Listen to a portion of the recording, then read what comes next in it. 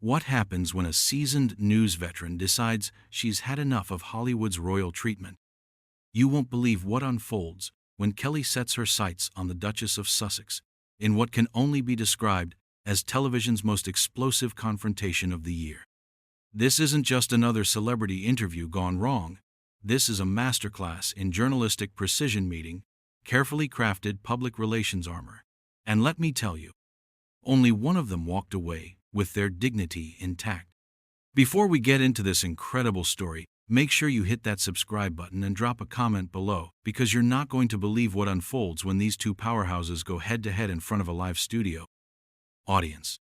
The tension was palpable from the moment Meghan Markle walked onto the View set last night. Kelly, known for her no-nonsense approach to interviewing, had been preparing for this moment for months. Sources close to the production revealed that Kelly had spent weeks researching inconsistencies in Markle's previous statements, particularly regarding her time in the royal family and her subsequent business ventures. As Markle settled into the iconic View chair, her trademark smile seemed just a bit too practiced, a bit too rehearsed. She wore a cream-colored blazer that probably cost more than most people's monthly rent, her hair perfectly styled in those signature loose waves that had become her calling card since stepping back from royal duties. But Kelly wasn't interested in fashion commentary today. "Megyn, thank you for joining us," Kelly began, her voice carrying that familiar edge that regular viewers know means business. "I want to start with something that's been bothering a lot of people, myself included. You've built quite the media empire since leaving the royal family, haven't you?" The question seemed innocent enough, but anyone who's watched Kelly work knows that innocent questions are just the appetizer. Markle's media training kicked in immediately, her response polished and predictable. "Well, Kelly, Harry and I have been incredibly fortunate to have platforms that allow us to share stories that matter, to amplify voices that often go unheard," Markle replied, her hands gesturing gracefully as she spoke. "We've always been committed to using our position for positive change." But Kelly wasn't buying it. Not for a second. "Positive change," Kelly repeated, letting the words hang in the air like a challenge.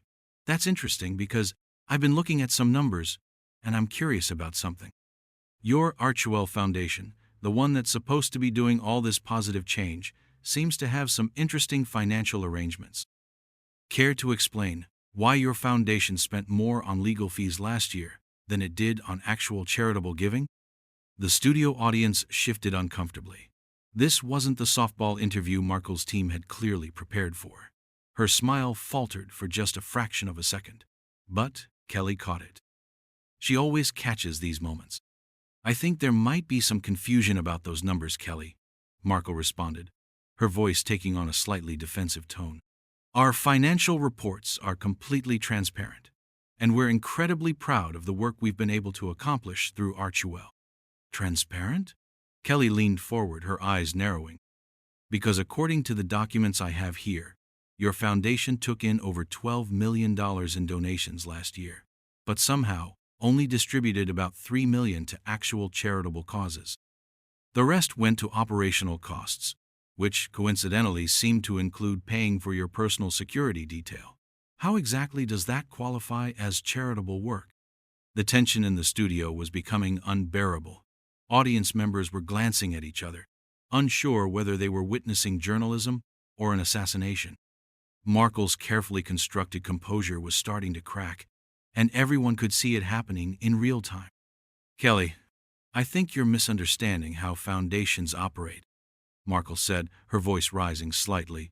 "There are operational costs involved in running any organization, and security is unfortunately a necessity for my family given the threats we face." "Threats," Kelly repeated, that same tone she'd used with positive change. "Let's talk about threats, Megyn. Because I find it fascinating that you claim to face all these threats, yet you seem perfectly comfortable putting yourself in the spotlight whenever there's a camera rolling or a check to be cashed."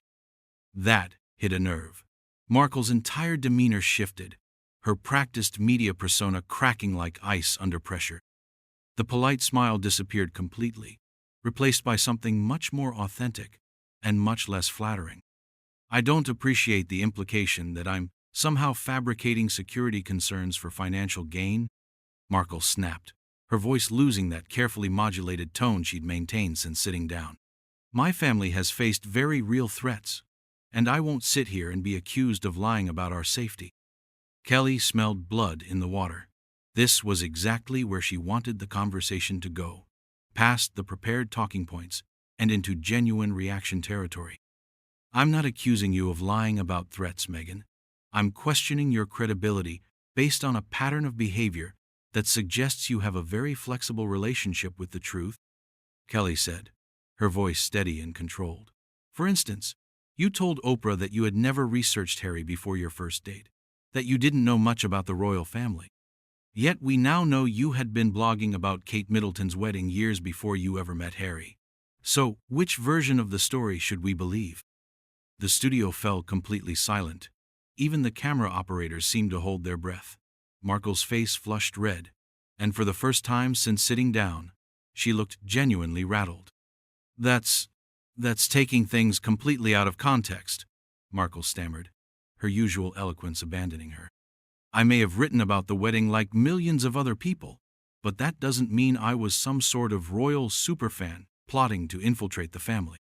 "Plotting might be too strong a word," Kelly conceded with a slight smile that looked more like a predator baring its teeth.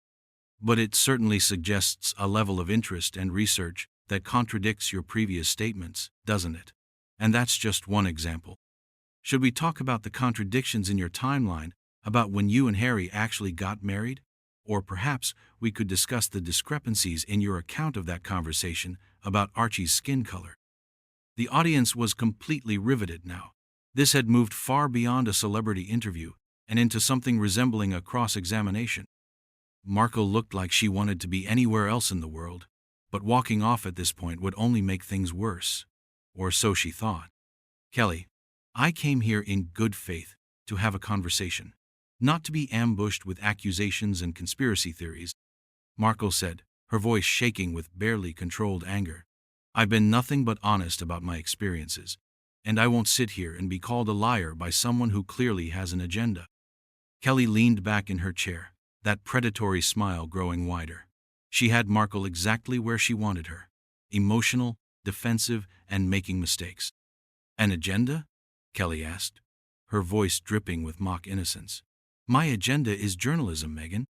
My agenda is asking the questions that other interviewers are apparently too starstruck or too afraid to ask. My agenda is holding public figures accountable for their words and actions, especially when those words and actions affect millions of people." The battle lines were now clearly drawn, and everyone in that studio knew they were witnessing something unprecedented. But this was just the beginning, and Kelly was far from finished. What happened next transformed this interview from uncomfortable to absolutely explosive. Kelly reached for a folder that had been sitting beside her chair throughout the entire interview, a prop that Markle's handlers had probably dismissed as standard show notes. How wrong they were. "Since we're talking about accountability and truth-telling," Kelly said, opening the folder with deliberate slowness, "let's discuss your Netflix deal. You and Harry signed a $100 million contract with promises to create content that would, and I quote, inform and give hope to viewers around the world. Yet your first major project was essentially a 6-hour complaint session about how unfairly you were treated by the royal family.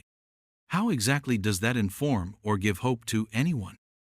Markle's eyes darted to the folder, clearly wondering what other ammunition Kelly had prepared. Her publicist, sitting in the front row of the audience, looked like she was about to have a panic attack. "Our documentary series shared our authentic experience and allowed people to understand the truth about what we went through," Markle replied, but her voice lacked the conviction it had carried earlier. Many people found it healing to see that even those in positions of privilege face struggles with mental health and family dynamics. Kelly flipped through several pages in the folder, making a show of reviewing her notes before delivering her next blow. "Healing," she repeated, that word hanging in the air like an accusation. "Is that what you call generating over $60 million in profit from airing your family's dirty laundry? Because according to the production documents I've obtained, you personally received executive producer fees on top of your initial contract payment. You literally got paid twice to complain about your in-laws on international television." The audience gasped audibly. This wasn't information that had been public before, and everyone knew they were witnessing a genuine scoop unfold in real time. Markle's face went from flushed to pale in seconds. "Those documents are confidential, and I have no idea how you would have access to them," Markle said, her voice taking on a sharp edge. "But more importantly, reducing our documentary to complaining is incredibly reductive and frankly insulting to the millions of people who connected with our story." "Millions of people," Kelly nodded, flipping another page. "Let's talk about those millions of people, shall we? Because Netflix recently released their viewing statistics, and your documentary had the steepest drop-off rate of any original series in their history. 68% of viewers didn't make it past the first episode. So either your story wasn't as compelling as you thought, or people got tired of listening to millionaires complain about living in mansions." That was the moment Markle completely lost her composure. Her carefully maintained facade crumbled entirely, and what emerged was raw, unfiltered anger. "You know what, Kelly? I don't have to sit here and listen to this character assassination disguised as journalism," Markle snapped, her voice rising to a level that made the studio microphones crackle. "You've made it clear from the beginning that you had no intention of conducting a fair interview. This is nothing more than a hit job designed to generate clicks and controversy." Kelly's smile widened. This was exactly the reaction she'd been pushing for, and she wasn't about to let up now. "Character? Assassination? I'm literally just quoting your own words and public documents," Kelly replied, her voice remaining maddeningly calm. "If that constitutes character assassination, perhaps the problem isn't with my questions, but with your character." The studio fell dead silent. Even the production assistants stopped moving. Kelly had just crossed a line that most interviewers would never dare approach, and everyone knew it. Markle stood up abruptly, her chair rolling backward from the force. Her hands were visibly shaking, whether from anger or nerves, no one could tell. "I will not be spoken to this way," she declared, her voice echoing through the studio. "I've spent years dealing with media attacks and harassment, and I refuse to subject myself to more of it under the guise of legitimate journalism." But Kelly wasn't finished. If anything, Markle's emotional outburst had energized her further. "Media attacks?" Kelly stood up as well, her voice rising for the first time. "Megyn, you've appeared on more magazine covers in the past 3 years than most A-list actresses manage in a decade. You've had exclusive interviews with every major network, your own podcast, book deals, and now you're claiming to be a victim of media harassment? Which media exactly? The ones paying you millions of dollars to tell your story?" The confrontation had now moved beyond their chairs, with both women standing and facing each other across the coffee table that separated them. The audience was completely transfixed, phones discreetly recording despite studio policies against it. "There's a difference between legitimate media coverage and targeted harassment designed to undermine everything I do," Markle shot back, her voice cracking with emotion. "You've spent the last 20 minutes trying to paint me as some sort of calculating opportunist, when all Harry and I have tried to do is build a life for our family and use our platform responsibly." Kelly moved closer to the coffee table, her prosecutor instincts in full display. "Responsibly?" she asked, her voice dripping with incredulity. "You used your platform to make allegations about racism within the royal family that you've never been able to substantiate.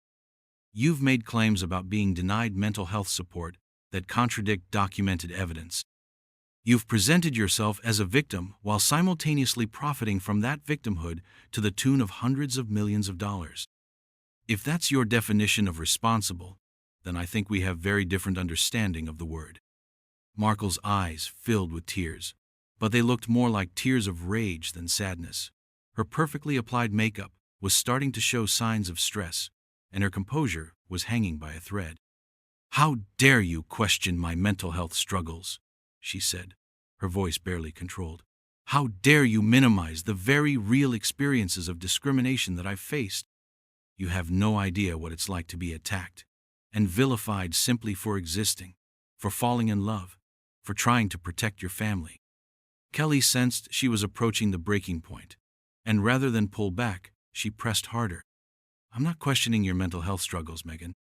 I'm questioning your credibility when you make claims that can't be verified, and then hide behind those claims whenever someone asks for accountability, Kelly said, her voice steady and relentless. You want to talk about being attacked for existing? You've made a career out of attacking an institution that can't defend itself, all while claiming to be the victim. That's not courage. That's calculation. The words hit Markle like physical blows.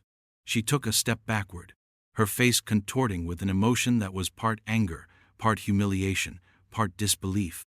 This interview is over, she announced, her voice shaking with barely contained fury. I will not stand here and be humiliated by someone who clearly has their own agenda and biases. But Kelly wasn't ready to let her leave just yet. She had one more card to play, and she was going to use it. Before you storm off in another dramatic exit, Kelly called out, her voice cutting through the tension like a blade. Perhaps you'd like to explain this. Kelly pulled out a tablet from her folder and held it up so both Markle and the cameras could see it clearly.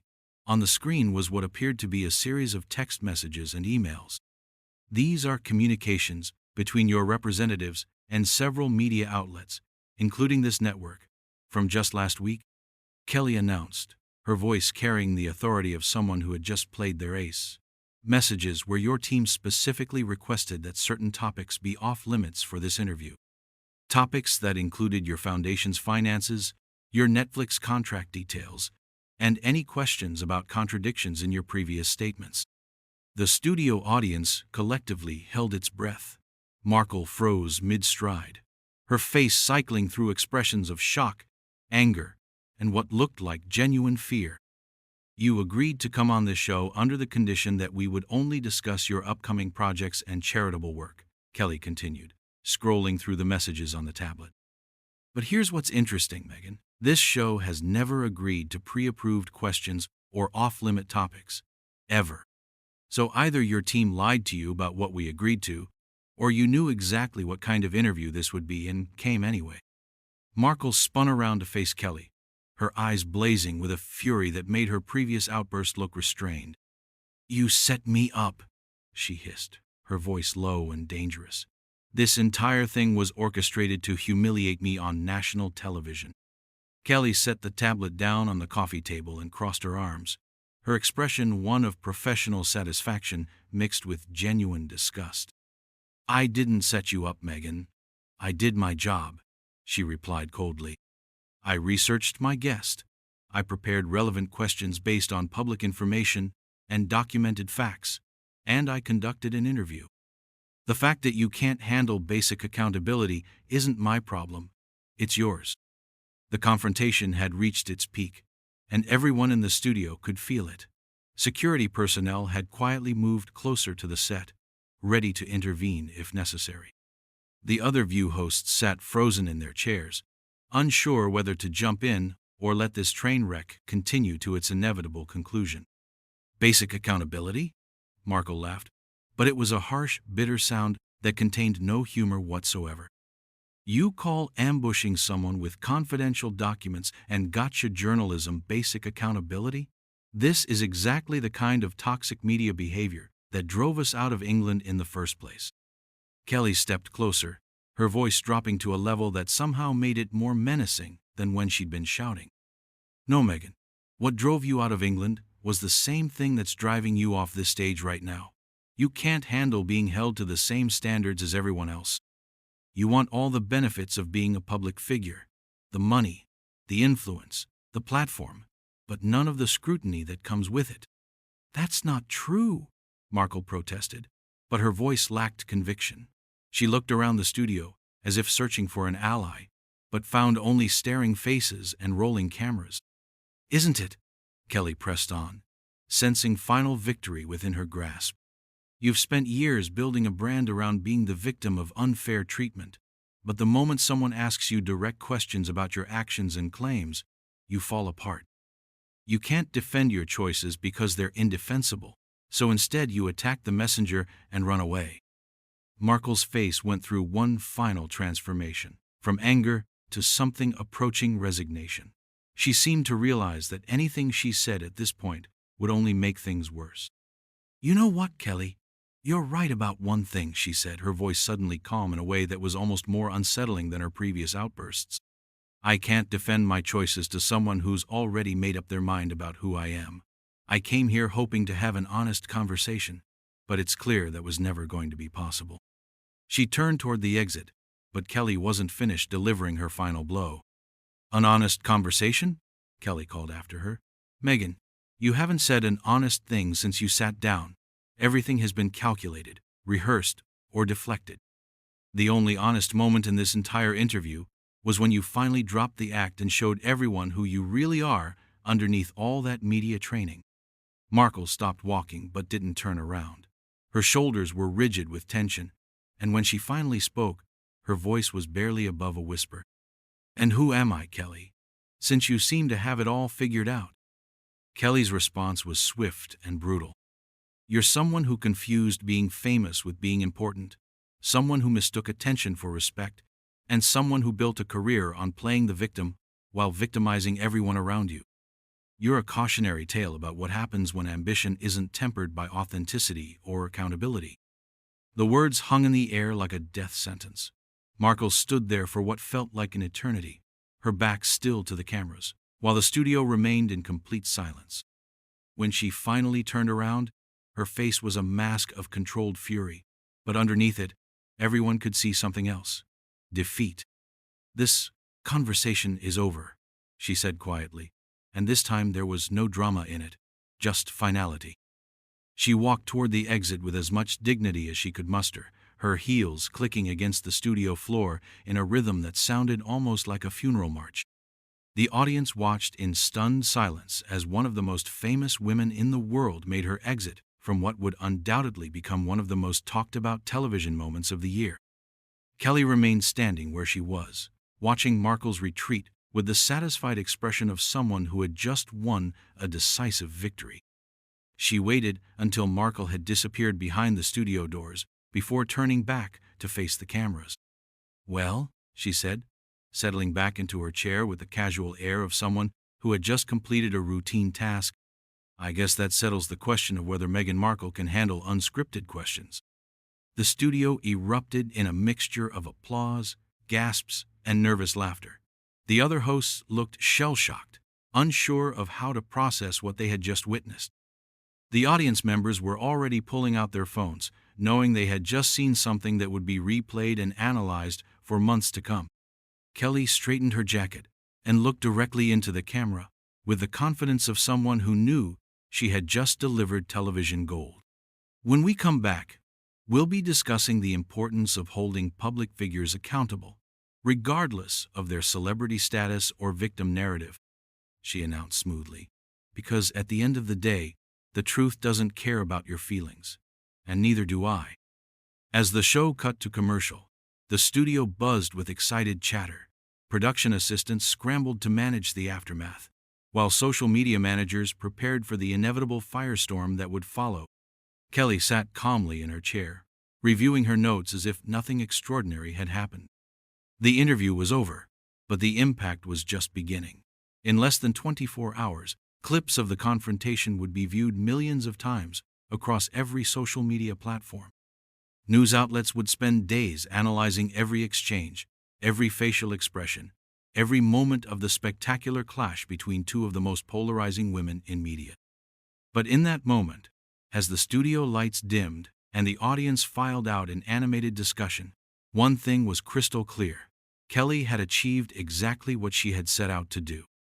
She had stripped away the carefully constructed public persona of one of the world's most protected celebrities and revealed what lay beneath. Whether viewers agreed with her methods or not, no one could deny that she had accomplished something remarkable. She had made Meghan Markle drop the mask completely. The confrontation was over, and there was no question about who had emerged victorious.